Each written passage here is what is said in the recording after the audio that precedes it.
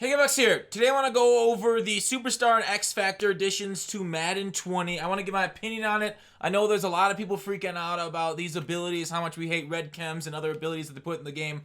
This year, we're going to go through the pros and cons and what can and can't happen. Of course, I have not had my hands on the game yet, so everything that I'm saying is speculation. Obviously, it could be implemented poorly, it can be implemented excellently, and all of these frustrations, concerns could either come to fruition or not. Hopefully, ideally, they've taken their time, they've balanced it, and it is going to be a good product. So we are going to go off the basis that it is balanced and fun, okay?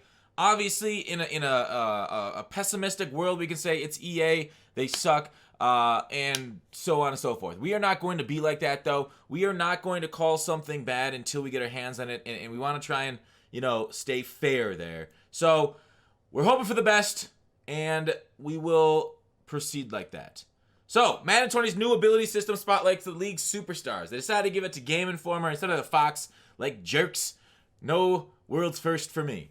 So, NFL loves it. Superstars from team lifting QBs like Tom Brady to game-changing receivers like Antonio Brown, who no longer is, those words cannot be said in the Steelers kingdom anymore. So I shouldn't have said that at all. I am going to be punished with 12 lashes, but that'll be after the video. So come down to the sex dungeon. QB crunching monsters like Aaron Donald. Okay, so Superstar X Factor. Basically, creative director Mike Young, the new Clint Oldenburg, for those who didn't know. The NFL last year, it's a star-driven league. Of course, it's a star-driven league.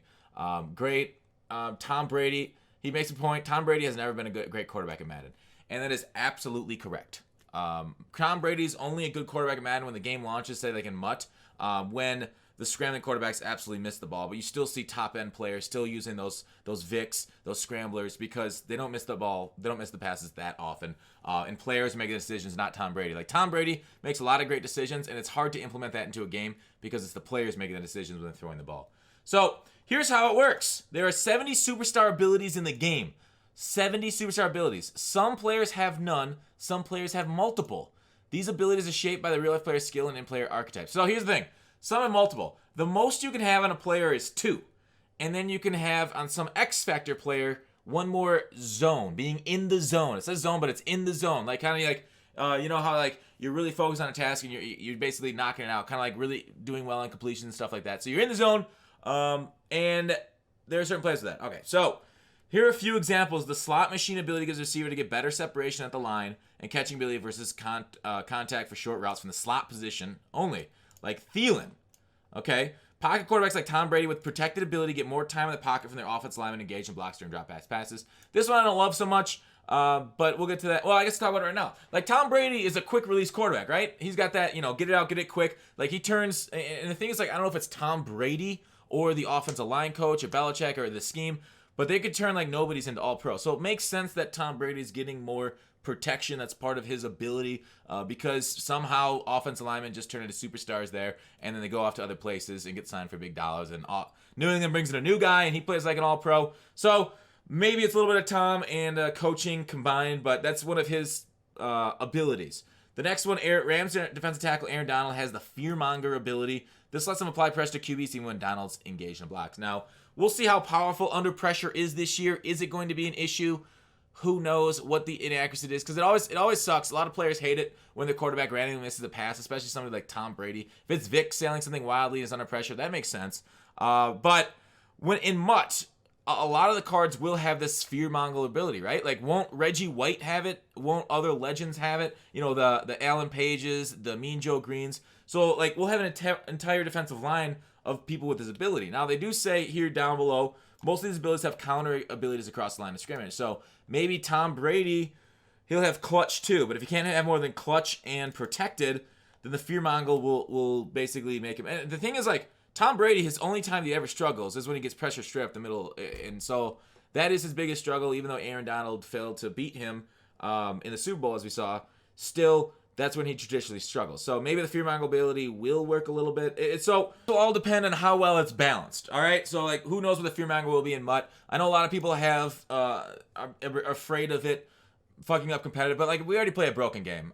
We'll see. Hopefully they can fix a lot of things that are broken, and hopefully this adds a little bit more depth. Because one of our biggest complaints right now is that every single card plays the same. I can't do reviews anymore on cards because they're literally the exact same thing over and over for the past few months, and they will for the next 3 until this game launches in late July. At least with EA Access, hopefully going to us 5 days early along with the pre-order. So they're trying to differentiate players. It's kind of like 2K does a lot of their animations, so they're going to do a little more animations. They talk about a little bit of animations here in a little bit. I, for one, am all for this. I know a lot of people are super scared of the big boogeyman animations. Our animations right now suck.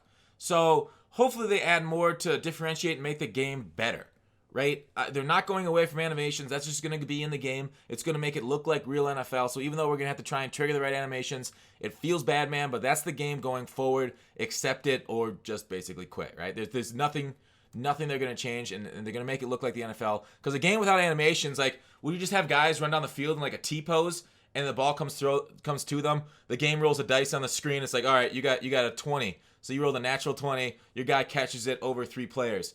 And then your guy T-poses down the rest of the field. Like, they need animations in the game. And otherwise, it kind of looks kind of choppy. So that's something that's going to happen. The more animations, the more things that can change, like with body positions, with skills. Hopefully, they give us more animations for, like, route running. Like, there's only 4 animations for route running at the 4 different thresholds. 60, 75, 90. Sorry. Under 60, 60, 75, 75 to 90, 90 above. So there are animation problems right now. More animations hopefully makes the game better, because in real life we have unlimited animations, just literally infinite things that I can do, finger movements, stuff like that. So hopefully it makes the game better. That's what I'll go for over there. So counter abilities, but superstar abilities are just the start. There are plenty of great players in the league, but there are some that are cut above. These are called the X Factor players. So X Factor, so there's regular players, superstars, X Factors. All right, it's like fucking X-Men here. Who have at least 2 superstar abilities. So X Factor players will get 2 superstar abilities, but they also get zone ability that gets them into the zone, like I talked about. The state that athletes talk about where their skills are extra heightened. I'm guessing the zone would be like OBJ making that 1 catch. They say it's going to be once a season type moves for these zones. So it's going to be very hard to put them in the zone. And we'll see how hard it is on like arcade versus competitive. They talk about that too. As the time of this writing, there are about 28 offensive X Factor players and 22 defensive ones, with no special teamers or offensive linemen. So you can basically fit an entire team outside of offensive linemen and special teamers. I'd say that the Baltimore fans are beside themselves. No Tucker. So these things are in addition, I'm guessing, to Red Cans. We'll see what they do next year. But so every team's going to have them in MUT. On regs, it'll probably be better balanced in franchise. It feels like they're really focusing on franchise this year, at least with a QB1. But MUT is kind of like, I haven't really seen much with MUT, but we'll talk about that in a little bit. For example, if Juju Smith-Schuster catches 4 run after catch, so if he catches 2 rack passes, 20 yards or more, like 4 of them, that is so hard to do. 1 receiver catching 4 times 20 yards or more. Like, how many possessions do you have in a game of MUT? Like 4 or 5? Franchise, if you do 15-minute quarters, you're gonna have a lot more. But man, that's so it's not gonna be like an every game type of thing. When he's in the zone, he'll usually win single coverage rack passes with an animation that gives them an advantage in that situation. I mean, if you're tearing him up, like if you're able to get this, you're already beating the shit out of your opponent, right? If you already throw 20 rack yards or more 4 times, like the guys that are doing that to me, except for like, you know, some broken passes and shit with some glitches, but even then, if they've already got 4 20-yard rack catches on me, it's like, okay, I'm getting my ass beat anyways. Might as well just beat me some more. Just bury my heart at wounded knee, I guess. Win in the zone. All right, Cam Newton gets a tackle break ability, allows him to frequently make the first tackle attempt against them. Shout out back to Madden 17 and Nickel Blitz, where that's anything everybody ran. By the way, Madden 17 before Frostbite, worst Madden I ever played. So shout out to that. So basically, let the cornerback hit you on the blitz, shake him off, then make your pass. You don't even need fucking blockers. Send 6, go ahead. I'll block 5 of them, and Cam Newton will take them out. But that's only in the zone, though. He's going to have to do something crazy to get in the zone. Mahomes got a bazooka, can throw 80 yards. That's kind of hot. Again, like, is that realistic? I bet you, could Mahomes throw 80 yards? What's Rodgers' furthest throw? I think they can easily get 75, right? Can't they throw 75? I'd have to look that up. Tom Brady has a quick read zone ability that highlights the first open receiver with a bigger on-the-field icon. Now, this makes sense. This makes Tom Brady, like, Tom Brady in real life is overpowered. Tom Brady, like we saw earlier in the article, in Madden is fucking terrible. So something that makes him as overpowered or can balance him with Vic, I love it. I think Tom Brady should be on a lot of teams. I think if Madden goes to a mode in a way for you to get dotted up and down the field, that is my ideal Madden. The fact that somebody could sit back there, make reads, and throw the ball and beat you, beat your user, beat your coverage, beat your what you're trying to do against them, and it's not just like, crossing routes and other bullshit like that. If they can read and beat you, that is the perfect chess match. That's the perfect Madden. So if I'm going to see a lot of Tom Brady's out there, I absolutely love it. I want him to be that powerful.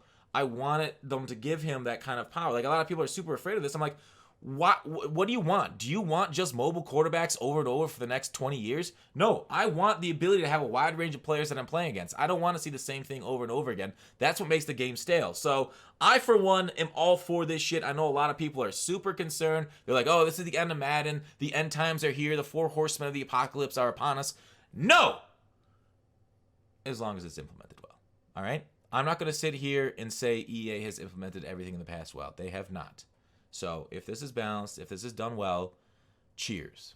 If not, then, well, they can go fuck themselves. These zone abilities are powerful, but they also be turned off. Brady's quick zone ability activates when he either scores a touchdown or you sack him. So it's only for one drive, and you got to do something crazy to get there, or you can just blitz the hell out and sack him. So even though his offensive line will be providing more protection time for him, you can always confuse some reads. Like, sacks are pretty frequent, man, especially somebody with Brady's skill and offensive line, how bad that has been. It's not that hard to sack Brady. Abilities aren't just in franchise play now, they're usable throughout the game, including Ultimate Team. I kind of said that. And face of the franchise mode. This is what should shake up players in Ultimate Team as well as to help you further. You define your quarterback and face of the franchise.